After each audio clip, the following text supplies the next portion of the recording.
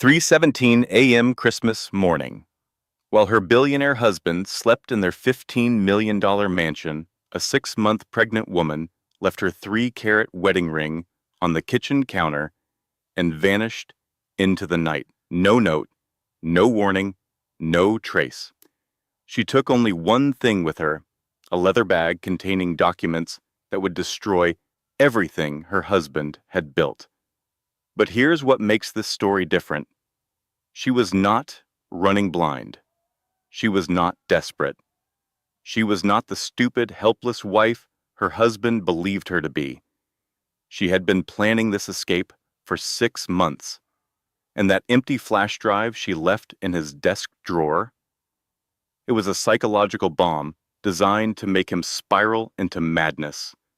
What her cheating husband and his mistress did not know was that every word they spoke, every secret they shared, every crime they committed had been recorded by her best friend, who was pretending to be his friend for 8 months.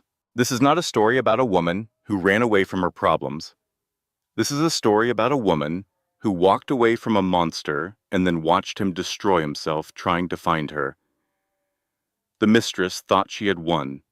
She had no idea that the real nightmare was just beginning. Stay until the end, because the moment she reveals what was really on that flash drive, it will change everything you thought you knew about revenge. This story will teach you that the best revenge is not destruction. It is building a life so extraordinary that the people who hurt you become completely irrelevant. It will show you that patience is power, that strategy beats emotion, and that walking away is sometimes the strongest thing you can do. If you have ever felt trapped, underestimated, or dismissed by someone who should have loved you, this story is for you. If stories like this resonate with you, stories about strength, survival, and ultimate victory, hit that subscribe button and turn on notifications. Drop a comment below and tell me, have you ever had to walk away from someone who underestimated you? I read every single comment, and your stories inspire the content we create. Now, let us begin. The Hamptons mansion stood silent in the December darkness, its $15 million facade glittering with Christmas lights that mocked the devastation unfolding inside. Rachel Hartwell paused outside her husband's home office, her hand resting on the swell of her 6-month pregnant belly. The twins kicked, as if sensing the tension radiating through their mother's body. She had come downstairs to retrieve the anniversary card she had hidden in Marcus's desk drawer 3 days ago. A silly, sentimental gesture she had planned for their 5th wedding anniversary dinner tomorrow night. But the moment she reached the hallway, she heard his voice, and then another voice. A woman's voice she recognized instantly, Vanessa Cole, his executive assistant, her friend. Rachel pressed herself against the wall, her heart hammering so loudly she was certain they would hear it. Marcus's laptop sat open on his desk, a video call still connected. He must have thought she was asleep. He must have thought she would never come downstairs at 11:30 on Christmas Eve. He thought wrong. She listened to the voice of Marcus Wellington, the man she had married 5 years ago, the man she had given up her career for, the man whose children she was carrying. Marcus spoke with the casual cruelty of someone who had never considered the possibility of consequences. "The divorce papers are ready," he said. "The moment those babies are born, I file. My lawyers found a loophole in the prenup. She gets almost nothing." Vanessa's voice came through the speaker, honey-sweet and eager, and custody? Full custody to me. I've been documenting her mental instability for months. The therapist I insisted she see, she works for me. Every session has been recorded and edited. By the time my lawyers are done, Rachel will look completely unfit. Rachel's knees nearly buckled. The therapist, Dr. Patricia Newman, the woman she had trusted with her deepest fears, her anxieties about motherhood, her occasional sadness. All of it recorded, all of it twisted into a weapon. Vanessa laughed, and the sound cut through Rachel like a knife. God, you really think of everything. Rachel was never anything but a placeholder, Marcus continued. Good breeding, useful law degree for appearances. But you and your father's company? That is the real prize. The merger makes me untouchable. Does she even know she is just the incubator? Vanessa asked. Rachel heard her husband smile through his words. She is too stupid to figure anything out. She always was stupid. The word echoed in Rachel's mind as she stood frozen in the hallway of the home she had built, decorated, and maintained for 5 years. The home where she had entertained his clients, hosted his business dinners, smiled through his condescension. Stupid. The woman who had graduated top of her class at Georgetown Law, the woman who had been on partnership track at one of the most prestigious firms in New York, before Marcus convinced her to quit. The woman who had spent the last 6 months quietly preparing for this exact moment. Because Rachel Hartwell was not stupid. She had suspected the affair for over a year. She had found the hotel receipts, noticed the late nights, seen the way Vanessa looked at her husband at company events. 6 months ago, she had decided to stop being a victim and start being a strategist. She had copied every financial document she could find. She had recorded Marcus's offshore accounts. She had contacted her best friend Diana and asked her to stay close to Marcus, to gather evidence, to be her eyes and ears. Everyone would think she had been blindsided tonight. The truth was that she had been building her escape for 6 months. She just needed proof of how deep the betrayal went. Now she had it. Rachel did not cry. She did not confront him. She simply backed away from the office door and returned to the master bedroom, where she lay awake until 3 in the morning, finalizing her plan. At 3:17 a.m., Rachel Hartwell walked out of the $15 million mansion she had called home for 5 years. She left her wedding ring on the kitchen counter, 3 carats of diamond that had once meant forever. Now it meant nothing. She left no note, no explanation.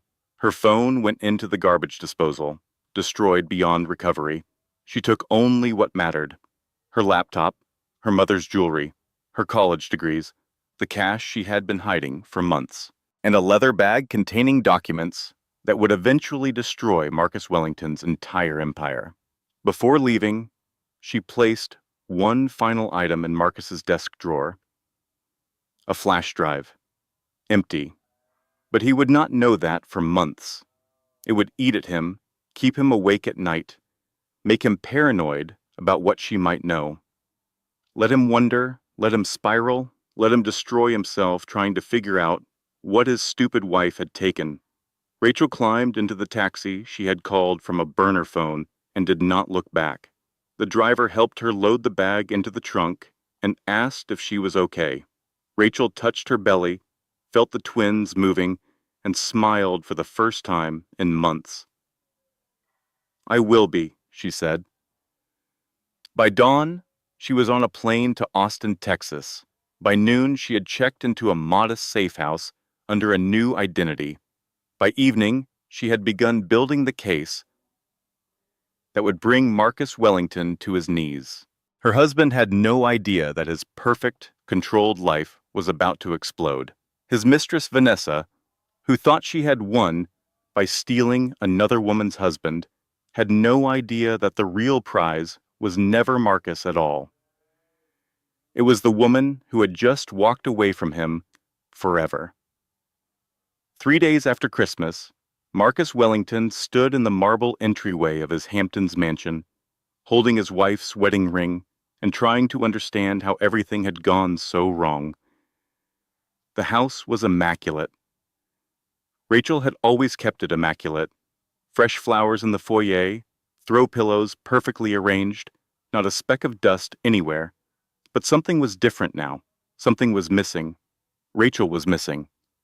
Marcus had returned from his business trip on December 27th, expecting to find his wife waiting with dinner ready, as she always was.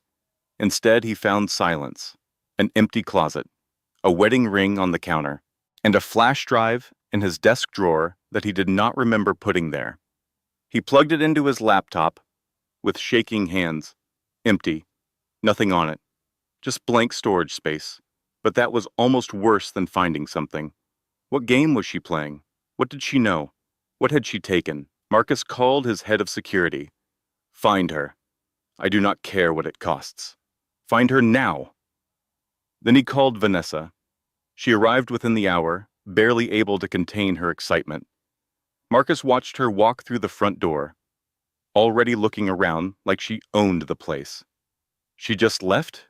Vanessa asked, her voice dripping with false concern. That is so unlike her. Her phone is disconnected. Her car is still in the garage. She took a taxi to the airport and then disappeared.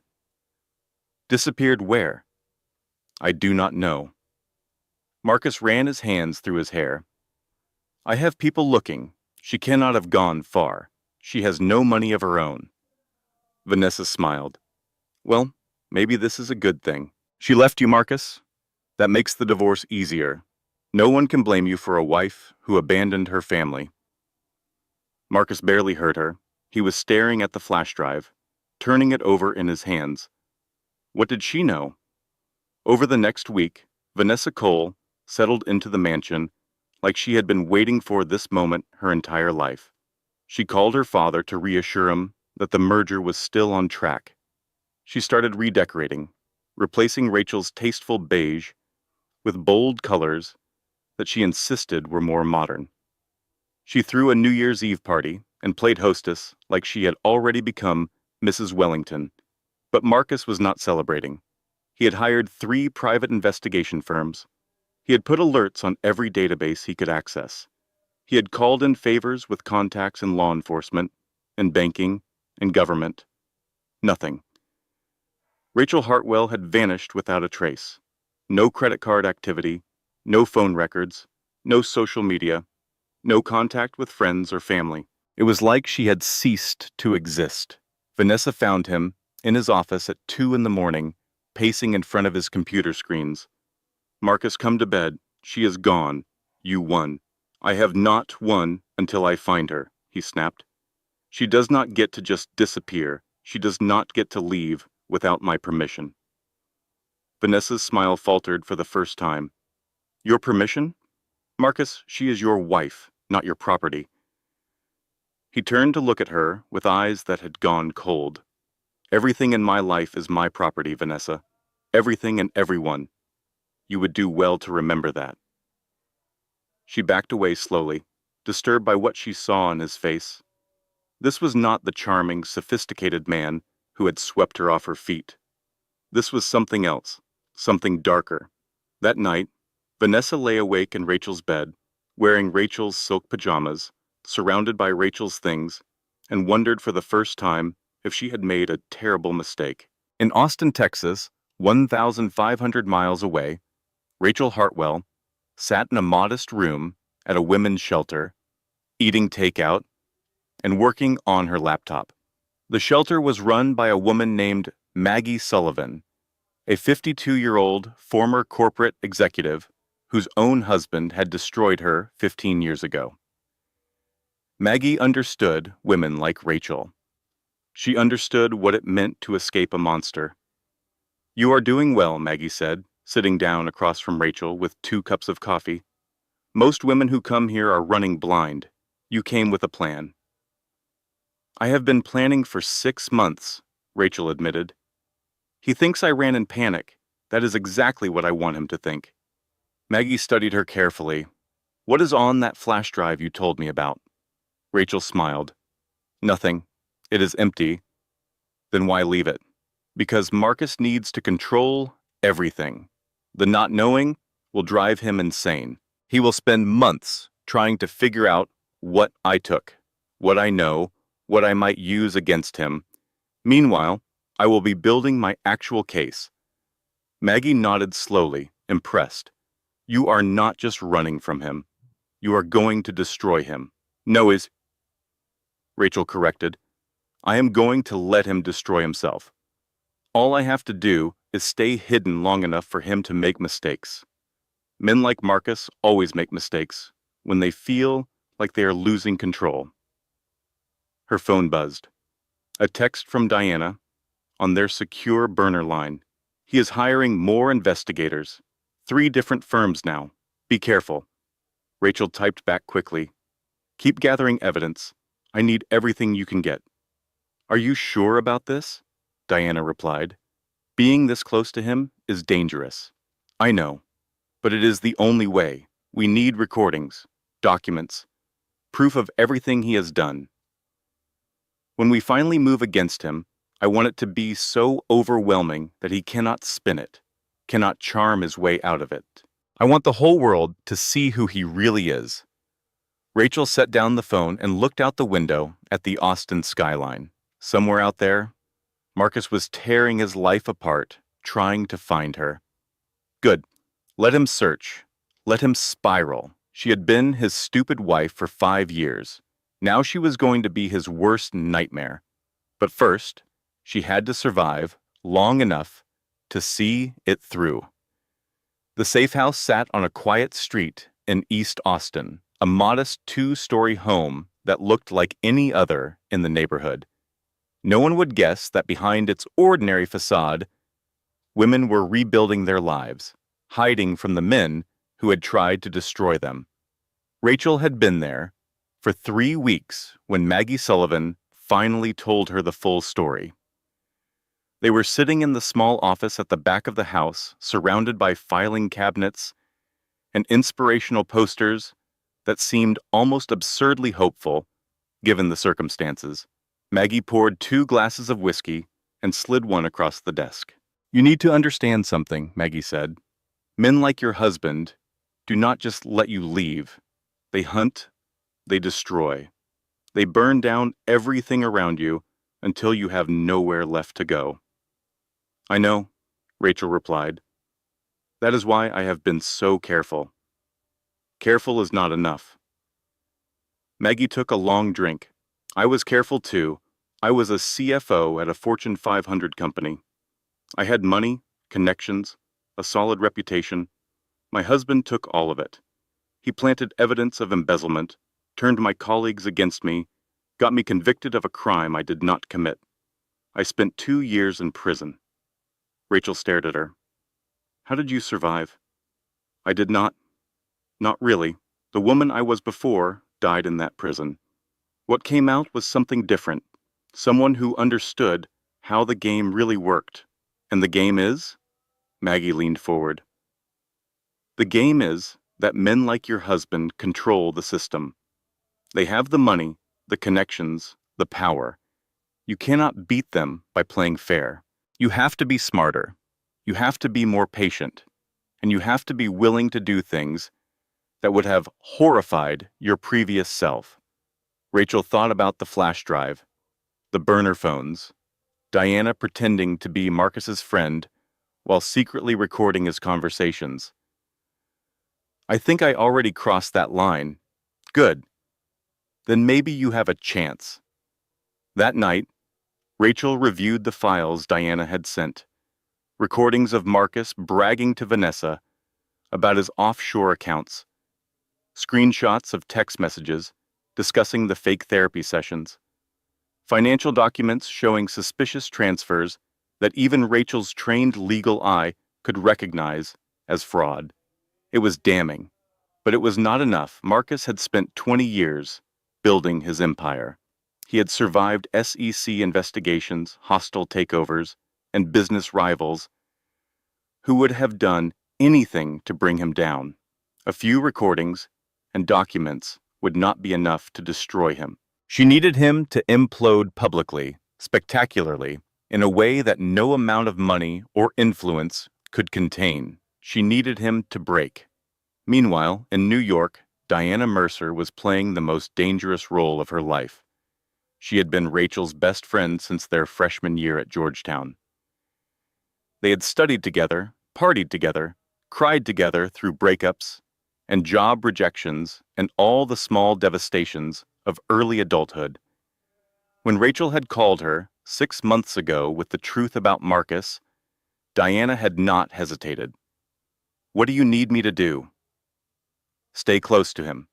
Be his friend. Find out everything." It sounded simple. It was anything but. Diana worked in PR crisis management, which meant she understood how to navigate powerful men and their egos. She positioned herself as the concerned friend, always available to listen to Marcus's complaints about his missing wife, always sympathetic to his growing frustration. "It must be so hard," she would say, letting him pour another glass of wine, not knowing where she is, not knowing what she is thinking. Marcus ate it up. He had always enjoyed having an audience, and Vanessa was increasingly distant, increasingly suspicious of his obsession with finding Rachel. Diana was different. Diana understood him. Diana appreciated him. Diana was recording every word he said. She did it carefully, using devices disguised as jewelry and phone cases. She photographed documents when he left the room.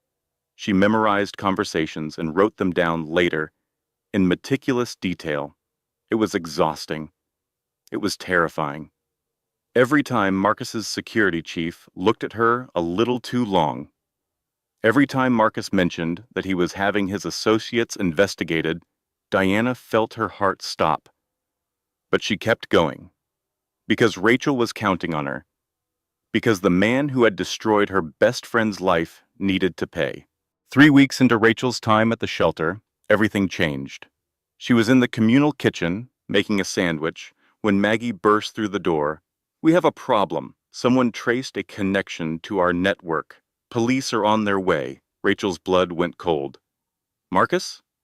I do not know how, but yes, he could not find you directly, so he burned down your hiding place instead. You have 2 minutes to get out." Rachel grabbed her laptop, her documents, her burner phone.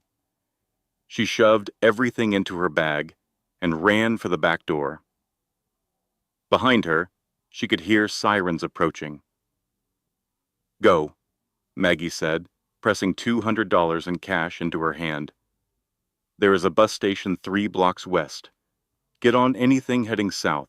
I will contact you when it is safe." "What about you?" Maggie's smile was sad. "I have been through this before. I will survive. Now go." Rachel ran. She made it to the bus station just as the first police cars pulled up to the shelter. She bought a ticket to Houston with cash and sat in the back of the bus, trying to control her breathing, trying not to cry. Her phone buzzed. A text from an unknown number. "Did you really think you could hide from me? Come home, Rachel, for the children's sake." Marcus. Rachel stared at the message, feeling the twins kick inside her. He had found the shelter. He had found a way to reach her, even on a burner phone. He was everywhere, inescapable, a monster, with unlimited resources and no conscience. For a moment, she wanted to give up, to go home, accept whatever he had planned for her, stop running.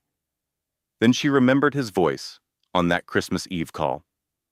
The casual cruelty, the absolute certainty that she was too stupid to fight back. Rachel deleted the message and smashed the phone under her heel. She was not going home. She was going to war. 1 month after Rachel's disappearance, Marcus Wellington was coming apart at the seams. He sat in his corner office at Wellington Capital, surrounded by the trappings of a $3 billion empire, and felt like everything was slipping through his fingers. His attention had become fractured, his focus destroyed by the constant question that haunted his every waking moment. Where was she?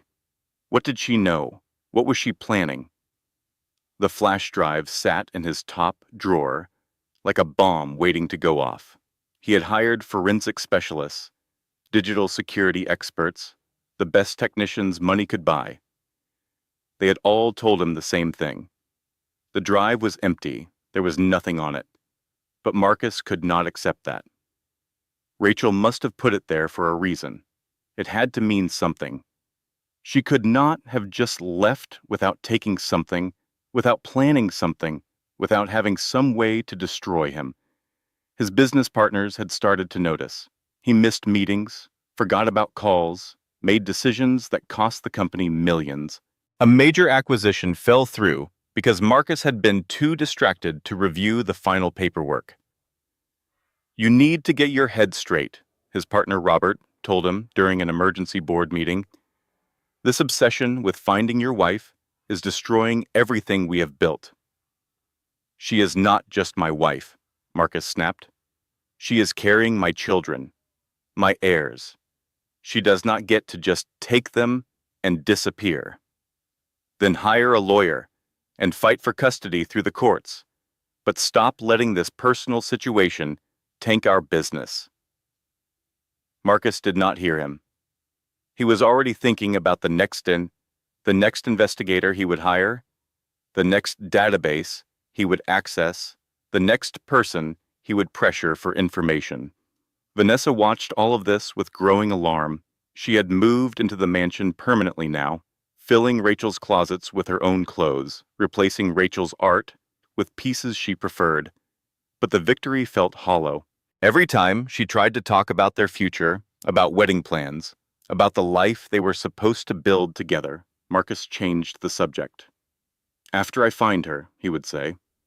"We will talk about all of that after I find her." One night, Vanessa waited until Marcus was in the shower and went through his phone. What she found made her stomach turn. His search history was filled with queries about tracking missing persons, about hiring private investigators, about legal ways to force someone to return to a jurisdiction. His recent calls were almost entirely to security firms and lawyers. His text messages to her had become perfunctory, distracted, devoid of the passion they once had. But his texts to Diana were different. Long conversations about Rachel, about where she might have gone, about who might be helping her. Diana responded with sympathy and understanding, and Marcus ate it up like a starving man. Vanessa felt something cold settle in her chest. She had spent 2 years waiting for Marcus to leave his wife. She had given up her reputation, her relationships, her self-respect.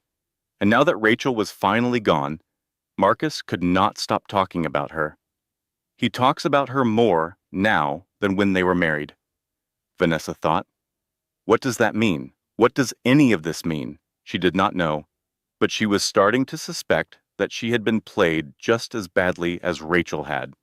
In Houston, Rachel was running out of options. She had been living in a cheap motel for 2 weeks, paying cash, using her fake ID, trying to stay invisible. But her money was running low, and she was 7 months pregnant with twins who seemed determined to make every day more uncomfortable than the last. Diana had managed to warn her before the shelter raid, which was the only reason she had escaped. But the close call had shaken her. Marcus was willing to destroy an entire organization just to find her. He had resources and connections that seemed limitless. Every time she thought she was safe, he found a way to get closer. She needed a new strategy. She needed to stop running and start fighting. The call came at 2 in the morning. Rachel answered the burner phone Diana had sent her, her heart pounding. "He is getting worse," Diana said without preamble. "The obsession is consuming him. His business partners are talking about forcing him out. Vanessa is starting to suspect something is wrong." "Good. That is what we wanted." "Rachel, there is something else." Diana's voice was strained. "He mentioned you by name to me last night. He said that when he finds you, he is going to make sure you never see those children again. He has been working with a judge, someone he has in his pocket. He is building a case to have you declared mentally unfit before you even get a hearing." Rachel closed her eyes. "The fake therapy records?" "Yes. And there is more. He has been talking about the merger with Richard Cole. The whole thing depends on him appearing stable and family-oriented. A publicly messy custody battle would destroy the deal. So instead of fighting you in court, he is going to have you committed, quietly, permanently. He cannot do that. He can if he has enough money and the right connections. And Rachel, he has both. Rachel sat down on the edge of the motel bed, her hands shaking. She had known Marcus was dangerous. She had known he was vindictive. But she had not fully understood how far he was willing to go. He was not just trying to find her. He was trying to erase her. "I need to accelerate the plan," Rachel said. "How much evidence do we have? Enough to damage him? Maybe not enough to destroy him? What would be enough?" Diana paused. "A public breakdown. Something so dramatic, so undeniable, that no amount of money can spin it. His image is everything, Rachel. His business, his relationships, his power. It all depends on people believing he is in control. If they see him lose control completely, then everything falls apart." Exactly. Rachel thought about it. Marcus prided himself on his composure, his charm, his ability to manipulate any situation. But she had seen the cracks forming. The flash drive had gotten under his skin. Her disappearance had shaken something loose inside him. What would happen if she pushed harder? What would happen if she made him believe he was about to win, only to pull everything out from under him at the last moment? "I have an idea," Rachel said slowly, "but it is going to take time, and it is going to be dangerous for both of us. Tell me, we let him find me, on our terms, at a time and place we choose. We let him think he has won. And then we show the world exactly who Marcus Wellington really is." The first catastrophe came without warning. Rachel was at a grocery store in Houston, buying food with the last of her cash, when the world suddenly tilted sideways. One moment she was reaching for a carton of eggs, and the next she was on the floor, surrounded by strangers, with someone calling for an ambulance. She woke up in Houston Memorial Hospital, hooked to monitors and IV lines, with a doctor explaining that she had severe preeclampsia. Her blood pressure was dangerously high. The twins were at risk. "We need to keep you here for observation," the doctor said, "at least until your blood pressure stabilizes. The babies may need to come early." Rachel tried to sit up, panic flooding through her. "I cannot stay here. I need to leave." "Mrs. Davis," the doctor said, using the fake name Rachel had given, "if you leave this hospital, you could die. Your babies could die. I understand you are frightened, but right now the safest place for you is right here." Rachel sank back against the pillows, her mind racing. She had no ID, no insurance, no medical history. Hospitals were required to report unidentified patients. If Marcus had alerts set up, and she knew he did, he would know exactly where she was within hours. She was trapped. The second catastrophe came 3 days later. Rachel was still in the hospital, her condition stabilized but not resolved, when Diana called with news that made her blood run cold. "Maggie Sullivan is dead," Diana said, her voice barely above a whisper. "They are calling it suicide, but Rachel, she was about to be released from custody. She had a meeting with a journalist scheduled for the next day. Someone got to her." Rachel could not breathe. Maggie, who had helped her escape. Maggie, who had understood what it meant to survive a monster. Maggie, who had spent 15 years rebuilding her life only to have it taken away. "He killed her," Rachel said. It was not a question. "I cannot prove it, but yes, I think so." Rachel looked at her babies through the window of the NICU. They had been born 3 days ago, premature but healthy. Emma and Noah, her children, her reason for fighting. Marcus had killed Maggie to send a message. He was capable of murder. This was not just about control anymore. This was about elimination. "We need to move faster," Rachel said. "Whatever evidence you have, we need to use it now." "There is more," Diana said hesitantly. "He knows you are in Houston. He does not know which hospital yet, but he is narrowing it down. And Rachel, he has filed for emergency custody of the twins." The third catastrophe. The process server found Rachel in her hospital room 2 hours later. She read through the filing with trembling hands. Marcus Wellington was claiming that Rachel was mentally unstable, a flight risk, and a danger to her children. He had submitted fabricated therapy records, bank statements showing erratic withdrawals, testimony from witnesses who claimed she had been acting irrationally for months. And attached to the filing was a sworn statement from Caroline Hartwell, Rachel's own sister. "My sister has exhibited erratic behavior for years," Caroline had written. "I fear for the safety of her unborn children. I believe Marcus Wellington would provide a more stable home." Rachel called Caroline immediately. Her sister answered on the second ring. "How could you?" Rachel demanded. "How could you do this to me?" Caroline's voice was defensive, defiant. "He paid off my student loans, Rachel, $200,000, and Tom got a job at a Wellington subsidiary. A good job, with benefits and stock options. We have kids too, you know. We have bills. You helped him destroy my life for money? You always had everything," Caroline shot back. "The looks, the grades, the rich husband. For once I got something. I am sorry, but I am not sorry." Rachel hung up without another word.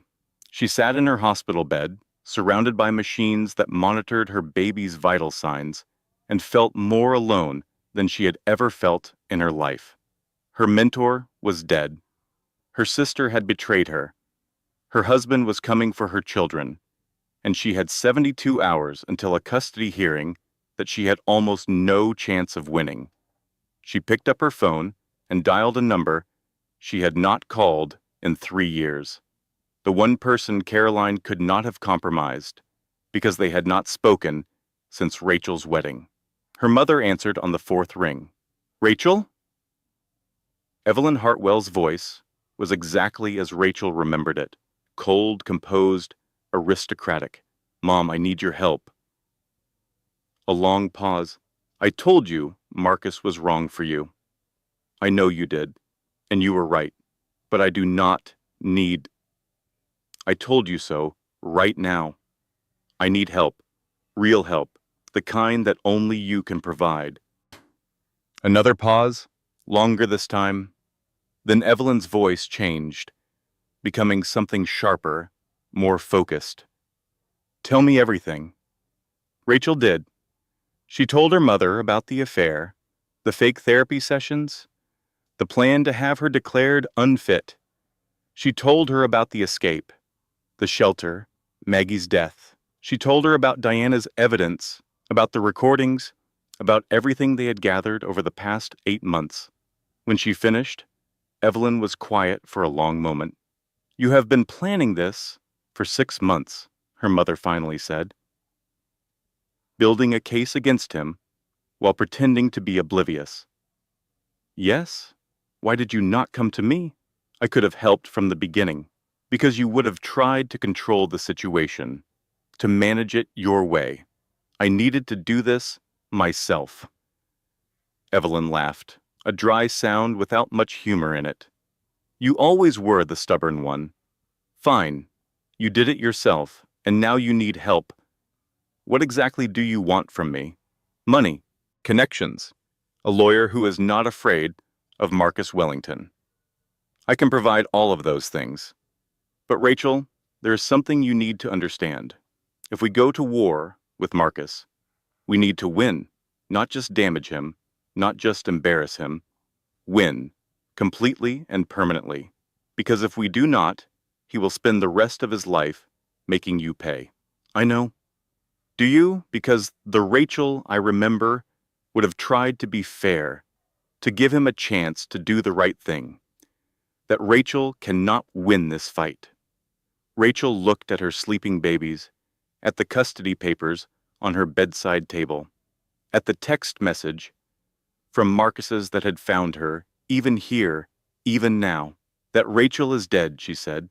She died the night she heard her husband call her stupid. What is left is someone who is going to burn Marcus Wellington's entire world to the ground. Evelyn's response was immediate and fierce. Good, then let us begin. The custody hearing was scheduled for Monday morning. That gave Rachel 72 hours to prepare for the most important battle of her life. Evelyn arrived at the hospital on Friday afternoon, accompanied by a man Rachel did not recognize. He was tall, silver-haired, with the kind of presence that made everyone in the room pay attention. "This is Harrison Blake," Evelyn said. "He was the best divorce attorney in New York before he retired. He came out of retirement as a personal favor to me." Harrison shook Rachel's hand with a firm grip. "Your mother and I go back a long way. When she told me what Marcus Wellington has been doing, I was happy to help. Men like him give the legal profession a bad name." "Can we win?" Rachel asked. Harrison sat down and opened his briefcase. "That depends on what you mean by winning. If you mean getting custody of your children, yes. We have more than enough evidence to prove Marcus is unfit.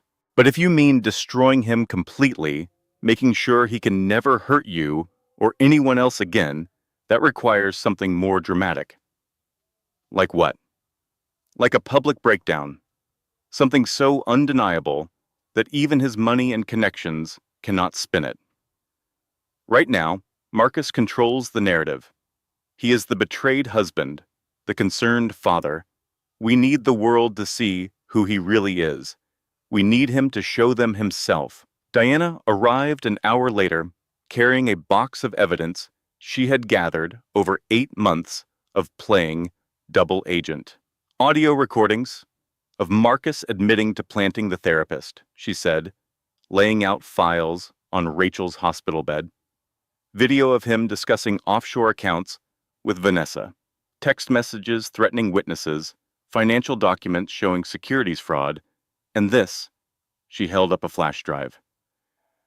"A recording of Marcus discussing how to make the Maggie Sullivan problem go away, 3 days before she died." Rachel stared at the evidence. 8 months of work, of risk, of Diana pretending to be Marcus's friend while secretly documenting his every crime. It was more than she had dared hope for. "Is it enough?" she asked. Harrison reviewed the materials carefully. "It is enough to destroy his business, his reputation, and his freedom. The SDUC violations alone could put him away for years. The conspiracy to commit murder, if we can prove it, means life in prison. Then, why do we need him to break down publicly? Because of the custody case." Harrison set down the files. "Family court judges do not like drama. If we walk in there with all this evidence and start making accusations about murder and fraud, the judge will think we are trying to distract from Rachel's supposed mental instability. Marcus's lawyers will argue that this is all fabricated, that Rachel is delusional, that the evidence was obtained illegally. It will become a he said, she said, and Marcus has more resources to make his version sound credible. So what do? We make Marcus show the world who he really is. In the courtroom, in front of witnesses, on the record, we let him think he is winning. We let him get comfortable, arrogant, certain of his victory, and then we pull out the evidence at exactly the right moment and watch him explode." Rachel understood. Marcus's greatest strength was his control, his ability to charm, to manipulate, to present exactly the image he wanted people to see. If they could make him lose that control in a public setting, with cameras and witnesses, no amount of money could undo the damage. "How do we make him lose control?" Diana smiled. It was not a pleasant expression. "I have an idea about that." The plan came together over the next 48 hours. Diana would continue to play her role as Marcus's sympathetic friend. She would feed him information about Rachel's location, about her condition, about how vulnerable she was. She would make him believe that victory was imminent, that Rachel was finally going to pay for running away. He needs to feel invincible when he walks into that courtroom, Diana said. He needs to believe that everything is going according to plan. Because when someone feels invincible, they stop being careful. Rachel would arrive at the hearing looking calm and composed, the opposite of the mentally unstable woman Marcus had described. She would let Marcus's lawyers present their fabricated evidence first. She would let Marcus believe he was winning, and then, at exactly the right moment, she would play Diana's recordings for the entire courtroom. The key is timing, Harrison explained. We need him to react before he has time to think, before his lawyers can object or redirect.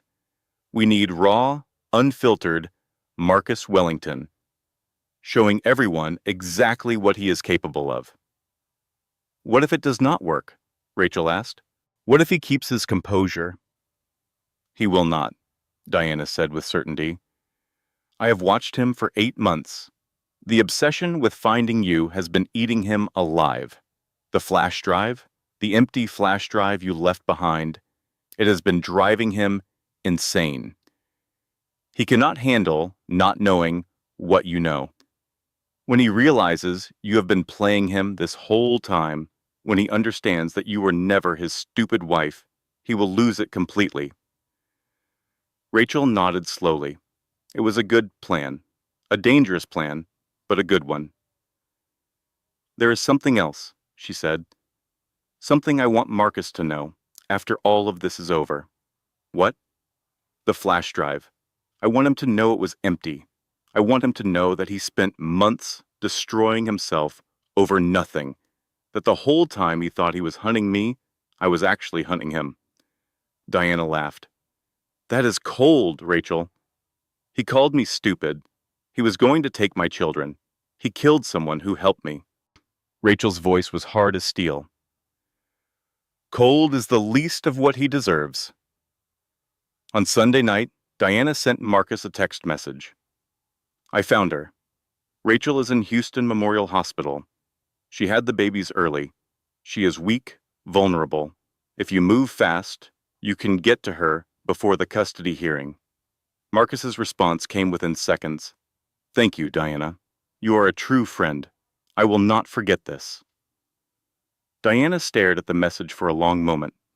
Then she deleted it and called Rachel. He is coming. Are you ready? Rachel looked at her sleeping children, at the evidence spread across her bed, at the woman she had become over the past 8 months of running, hiding, and planning. I have been ready for a long time, she said. Let us finish this. Family court in Houston was not designed for drama. It was a bland, institutional space with fluorescent lighting and uncomfortable chairs. The kind of place where lives were changed in quiet, procedural ways.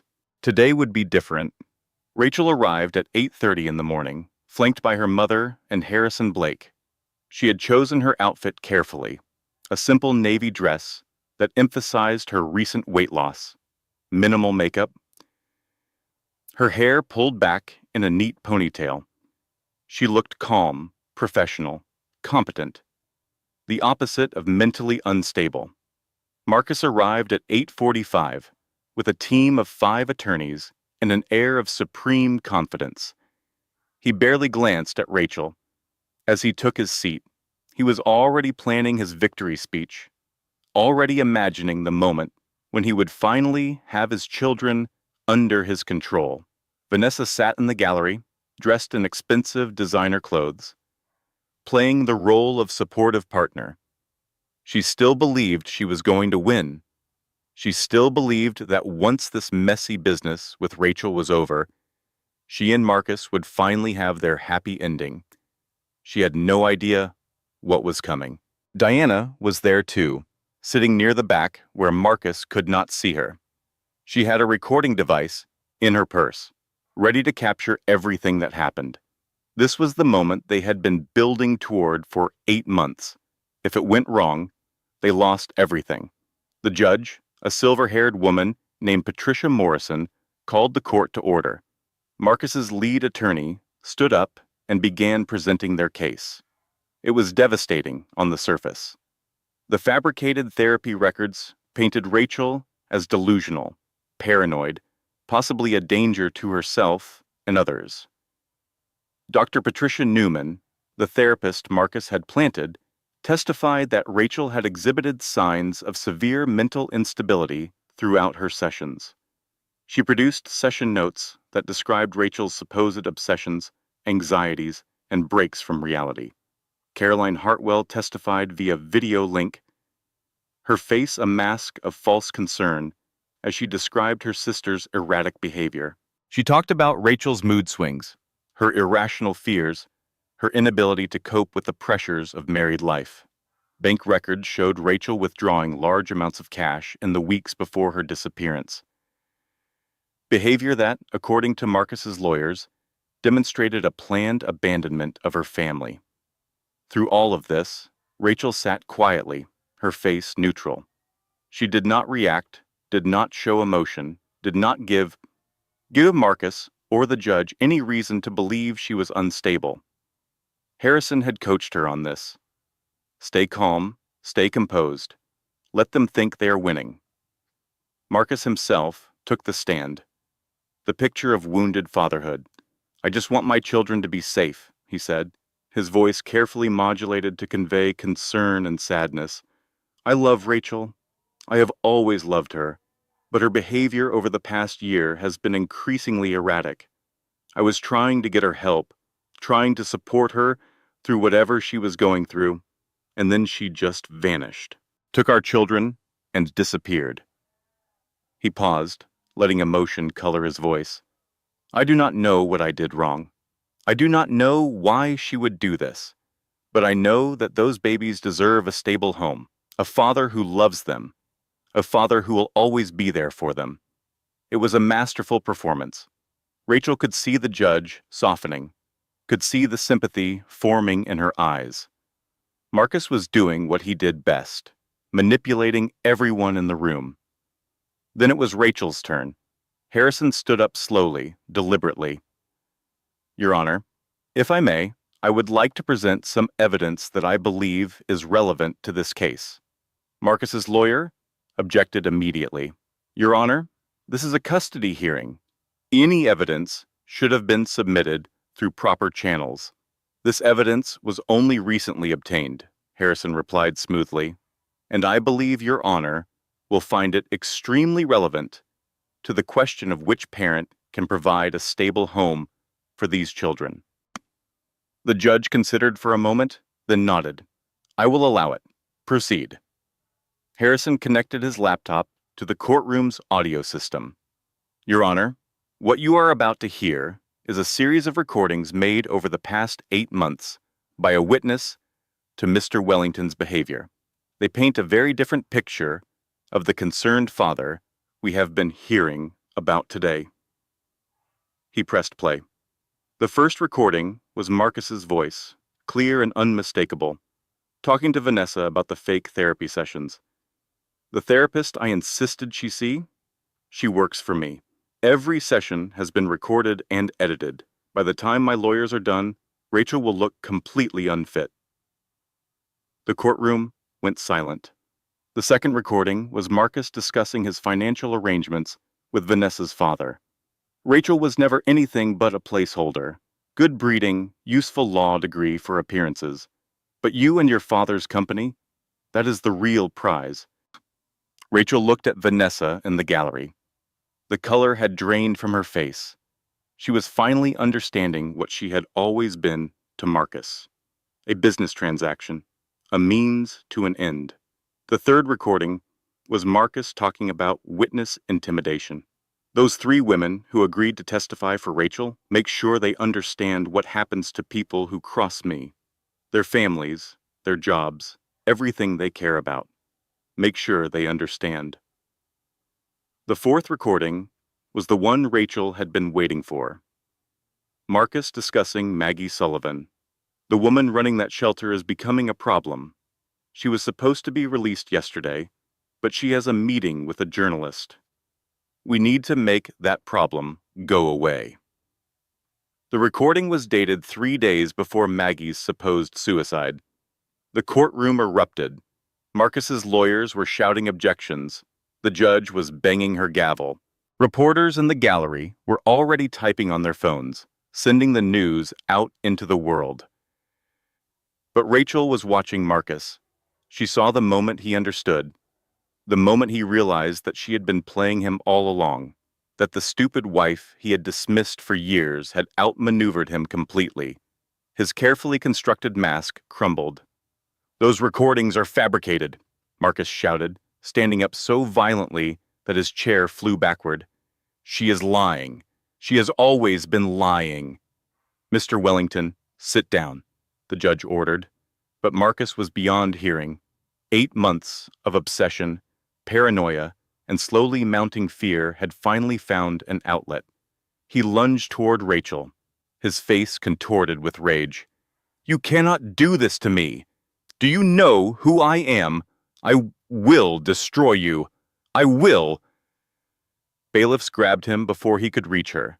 It took 3 of them to hold him back as he screamed, cursed, and threatened everyone in the room. "You are all going to pay for this. Every single one of you. I will burn this entire system to the ground. I will." The judge ordered him removed from the courtroom. Rachel watched as the man who had terrorized her for 5 years was dragged away like a rabid animal. She watched as Vanessa stared in horror at the monster she had chosen over her own dignity. She watched as the reporters captured every moment on their phones. It was over. Or rather, it was just beginning. The hashtag Wellington Breakdown was trending within hours. Videos of Marcus being dragged from the courtroom spread across every social media platform. The recordings Diana had gathered were leaked to journalists, who fell over themselves to cover the story. Every news outlet in the country was running pieces about the billionaire who had tried to destroy his pregnant wife and ended up destroying himself. Vanessa Cole watched the coverage from her apartment, unable to look away. The woman she had been 48 hours ago, the confident, triumphant other woman, was gone. In her place was someone she did not recognize, someone who had helped a monster hurt innocent people, someone whose voice was on those recordings, laughing about Rachel being an incubator. Her phone rang constantly, reporters wanting comments, friends calling to distance themselves, her father, whose voice had never been colder. "Do you have any idea what you have done?" Richard Cole demanded. "The merger is dead. My board is demanding my resignation. You have destroyed this family." "Daddy, I did not know." "You knew enough. You laughed about that woman being an incubator. That is on every news channel. Do not call me again." He hung up. Vanessa sat alone in the apartment that now felt like a prison, surrounded by the expensive things Marcus had bought her, and understood for the first time what she had done. She had helped a man torment his wife. She had laughed about the abuse, participated in the cruelty, believed every lie he told her. She had thought she was winning. She had thought Rachel was the loser, the pathetic wife who could not hold on to her husband. Now Rachel was on every television screen, being praised for her courage and her intelligence, and Vanessa was the villain of the story. 1 week later, Vanessa went to the detention facility where Marcus was being held. She needed to see him. She needed to understand. She needed him to tell her that it had meant something, that she had been more than just a business arrangement. Marcus sat across from her in the visiting room, wearing an orange jumpsuit, his face haggard and unshaven. He looked nothing like the sophisticated billionaire who had swept her off her feet. "Marcus, I stood by you," Vanessa said, her voice breaking. "I gave up everything. Tell them I was not involved. Tell them I did not know about any of it." Marcus looked at her with eyes that had gone completely cold. "Know about it? You were part of it. Every recording has your voice, your laugh. You are going down with me." "But you said you loved me. You said we would be together." "I say a lot of things to get what I want," Marcus replied. "Did you not figure that out yet? You were never the prize, Vanessa. Your father's company was, and now that is gone too. So, what exactly are you good for?" Vanessa stared at him, seeing him clearly for the first time. He had never loved her. He had never even liked her. She was just another transaction, another tool to be used and discarded. She had betrayed Rachel, destroyed her own reputation, alienated her family, all for a man who saw her as nothing more than a means to an end. "You are a monster," she whispered. "I am a businessman," Marcus corrected. "And you were a bad investment." The guard told Vanessa time was up. She walked out of the facility in a daze, barely aware of her surroundings. 3 weeks later, she was charged as an accessory to witness tampering and fraud. Her assets were frozen, her social circle evaporated. The women who had attended her dinner parties gave interviews about how they had always known something was wrong with her. She tried to get a job. Nobody would hire her. She applied at a restaurant, and they Googled her name and told her the position was filled. 6 months later, Vanessa Cole was working as a cocktail waitress in a bar in Reno, Nevada, using her mother's maiden name. She was serving drinks on a Thursday night when she glanced up at the television in the corner. Rachel Hartwell was on Good Morning America, promoting her best-selling book about escaping an abusive marriage. She looked radiant, successful, happy. A customer recognized Vanessa. "Hey, are you not that woman from the Wellington trial? The Mistress?" Vanessa said nothing. She took his order and walked to the back room where she cried alone. This was her life now. This was what she had won.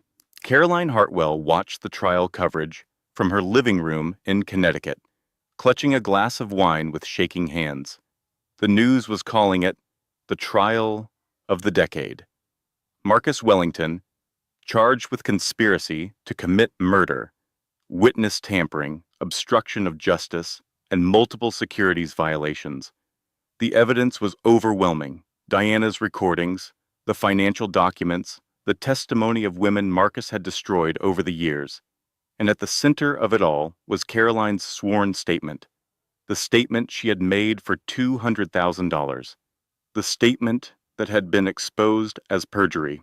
The Bar Association had already opened an investigation into her husband Tom, who had helped draft the statement. His law license was suspended pending review. Their beautiful house in the suburbs was mortgaged to the hilt, and with Tom unable to work, they were falling behind on payments. The $200,000 Marcus had paid them, the FBI had seized it as proceeds of fraud. Caroline called Rachel the night before Marcus's sentencing. She did not really expect her sister to answer, but Rachel picked up on the third ring. "Rachel, please. I know I do not deserve it, but Tom has lost everything. The kids have to change schools. We have nowhere to go." There was a long pause on the other end of the line. "You sold me for $200,000, Caroline. You helped a man who wanted to take my children. You testified that I was an unfit mother while I was fighting for my life." I know I was wrong, but we are family." "No," Rachel's voice was hard as iron. "We are not. Family does not sell each other. I hope you find a way to live with what you did, but you will do it without me." The line went dead. Caroline sat alone in her darkened living room, surrounded by the wreckage of her choices, and understood that some betrayals could never be forgiven.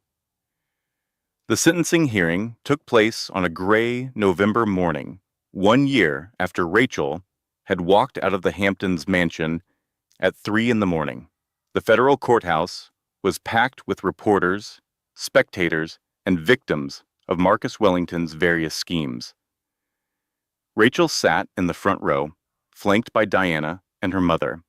She had dressed simply, conservatively. She was not here to make a statement. She was here to watch justice be served. Marcus Wellington stood before the judge, aged 10 years in the 12 months since his arrest. His expensive lawyers had done everything they could, but the evidence was too overwhelming. The recordings, the documents, the testimony. There was no way to spin it, no way to charm his way out.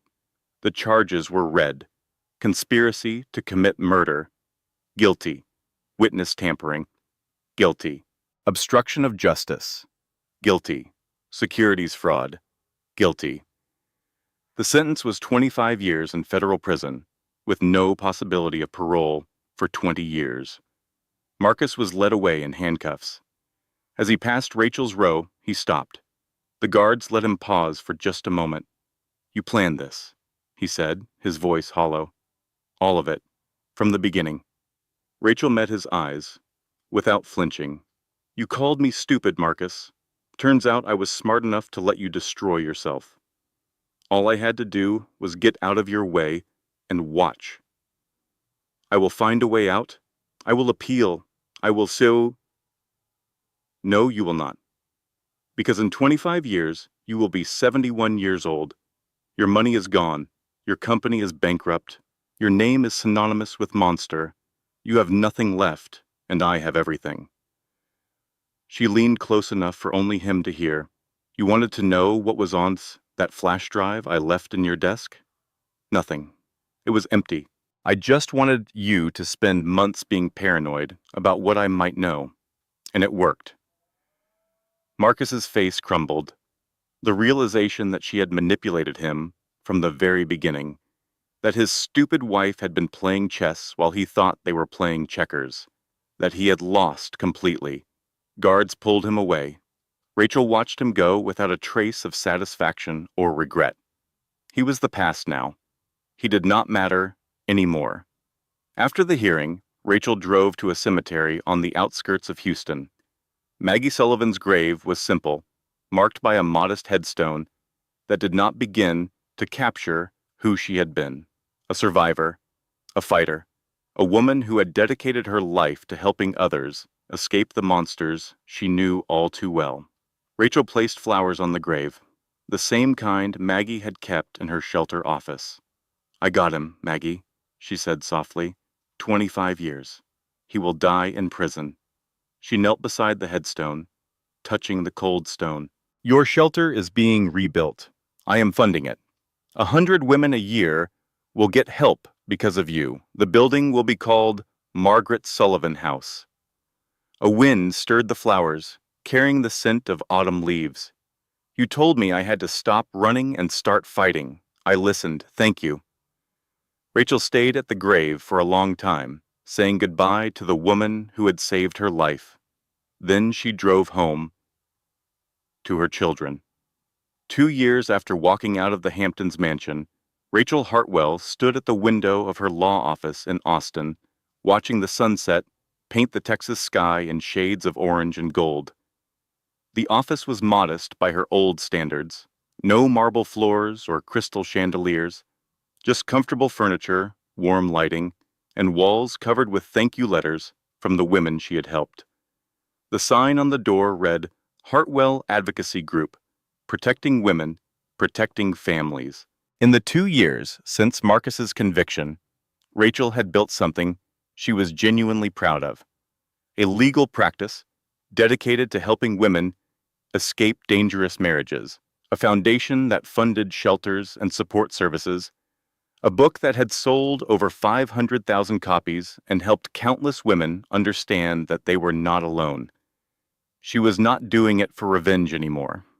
She was doing it because she understood, in a way that few people could, what it felt like to be trapped, to believe the lies someone told you about yourself, to think you had no options, no power, no way out. She wanted other women to know the truth, that they were stronger than they believed, that escape was possible, that their lives could be rebuilt better than before. Her assistant knocked on the door. "Rachel, your 4 o'clock is here, and this came in the mail." Rachel took the envelope, a letter from her publisher.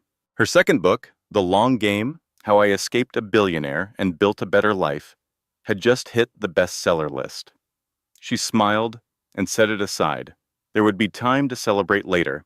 Right now, she had a client to see, a young mother trapped in a situation just like Rachel had been. Scared, desperate, convinced she had no options. Rachel knew exactly what to say to her. That evening, Rachel drove home to the house she had bought 6 months ago. A modest place in a family-friendly neighborhood, with a backyard for the kids to play in, and a kitchen big enough to actually cook in. Nothing like the mansion in the Hamptons, nothing like the life she used to live. Better. Emma and Noah came running the moment she walked through the door. They were 2.5 now, healthy and happy, completely unaware of the storm that had surrounded their birth. "Mommy, Mommy!" Emma shouted, grabbing Rachel's leg. "Daddy made spaghetti." Rachel's heart swelled at the word, Daddy. Not Marcus, who had wanted these children as possessions. James Brennan, who wanted them as family. She had met James 8 months ago through Diana. He was a high school teacher, of all things, not wealthy, not powerful, not impressive by any of the metrics Rachel used to care about. Just kind, just genuine, just present. Their wedding had been small, 20 people in a garden, with Emma as the flower girl and Noah as the ring bearer. Rachel had worn a simple white dress and cried through most of the ceremony. Happy tears. For the first time in years, happy tears. James came out of the kitchen, wiping his hands on a dish towel. "How was work?" "Good. I think we can help her." The new client. "Of course you can." He kissed her forehead. "You help everyone." "Not everyone. Just the ones who want to help themselves." That night, after the kids were asleep and the dishes were done, Rachel's phone rang. An unknown number. She answered it anyway. "Rachel," her mother's voice. "I wanted you to know. Marcus Wellington died this morning, heart attack in his cell. He was alone." Rachel stood by the window, looking out at the Texas stars, and felt nothing. No satisfaction, no sadness, nothing at all. "Thank you for telling me. Are you all right?" "I have been all right for a long time, Mom. His death does not change that. His life did not define mine, and his death will not either." There was a long pause. When Evelyn spoke again, her voice was different, softer. "I am proud of you, Rachel. I should have said that years ago. I am proud of who you became. Thank you, Mom. I will call you Sunday. The kids want to video chat with Grandma." She hung up and went to the window. James came up behind her, wrapping his arms around her waist. "Everything okay?" Rachel leaned back against him, feeling the warmth of his body, the steadiness of his presence. "Everything is perfect," she said. She meant it. The next morning, Rachel sat at the breakfast table with her family. James was making pancakes, while Emma demanded more syrup and Noah threw pieces of scrambled egg at the dog they had adopted last month. It was chaos. Beautiful, ordinary, wonderful chaos. A newspaper sat unread on the counter. The headline announced Marcus Wellington's death in prison. Rachel glanced at it while Emma asked for juice. She picked up the newspaper, walked to the recycling bin, and dropped it in without reading a single word. Then she sat back down with her family and ate breakfast. The past was over. The future was bright. And Rachel Hartwell, the woman who had walked out of a $15 million mansion with nothing but determination and a plan, had finally found everything she had ever wanted. Not revenge, not victory, just peace, just love, just home. 5 years after Marcus Wellington's death, Rachel Hartwell Brennan stood at a podium in Washington, D.C., addressing a crowd of over 1,000 people. The occasion was the 5th anniversary of the Margaret Sullivan House Network, which had grown from a single shelter to over 20 facilities across the country. In 5 years, they had helped more than 4,000 women and children escape dangerous situations. Rachel spoke about Maggie, about the courage it took to help others when you had barely survived yourself. She spoke about the women she had met over the years, their strength, their resilience, their determination to build better lives. She did not speak about Marcus. He was not worth mentioning. After the speech, Diana found her backstage. "Good job," Diana said, hugging her tightly. "Maggie would be proud." "I hope so. She would be. I know she would be." That evening, Rachel flew home to Austin. James picked her up at the airport with Emma and Noah, who were 7 now, and full of questions about her trip. She answered them all as they drove home through the Texas night. Yes, the speech went well. Yes, she met nice people. Yes, she missed them the whole time. At home, she tucked the kids into bed, kissed James goodnight, and stood alone at the window for a long moment. She thought about the woman she had been 10 years ago, the successful attorney who had given up everything for a man who never deserved her, the wife who had believed she was too stupid to survive on her own, the mother who had fled into the night with nothing but hope and a plan. That woman was gone now. In her place was someone stronger, wiser, more complete, someone who had learned that the best revenge was not destruction. It was building a life so good that the people who had hurt you became irrelevant. Marcus Wellington was dead and buried. Vanessa Cole was serving drinks in a Nevada bar. Caroline Hartwell was still picking up the pieces of her shattered life. And Rachel was happy. Truly, completely, finally happy. She went to bed beside her husband and slept peacefully until morning. This content was carefully researched, developed, and manually edited by our team to deliver meaningful stories with valuable life lessons. Every narrative is crafted to entertain, inspire, and empower our audience. We believe that great stories can change lives, and we are committed to bringing you content that matters. Thank you for being part of our community.